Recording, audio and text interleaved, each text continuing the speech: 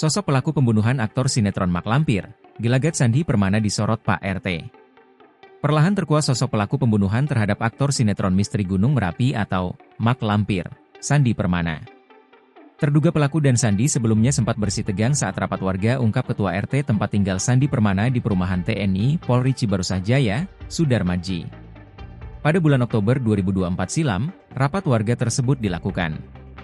Saat rapat terduga pelaku tidak senang atas pernyataan dari Sandi Permana, hingga terjadilah debat dan cekcok dalam rapat warga tersebut. Sandi Permana lanjut Sudarmaji sempat hendak melayangkan somasi kepada terduga pelaku karena tidak terima dengan pernyataannya saat rapat warga. Namun, somasi tersebut batal dilakukan.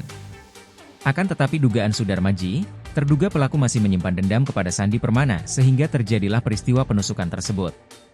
Ketika ditanya apa yang menjadi pemicu cekcok dalam rapat warga tersebut, Sudarmaji enggan menjelaskan lebih jauh.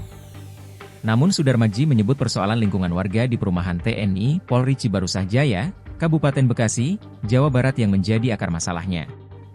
Penemuan aktor sinetron, Mak Lampir, Sandi Permana, dalam kondisi bersimbah darah di jalanan kawasan Cibarusah, Kabupaten Bekasi, Jawa Barat pada Minggu, 12 Januari 2025, membuat para tetangganya histeris. Sandi ditemukan tergeletak di pinggir jalan dekat rumahnya sekitar pukul 7 waktu Indonesia Barat.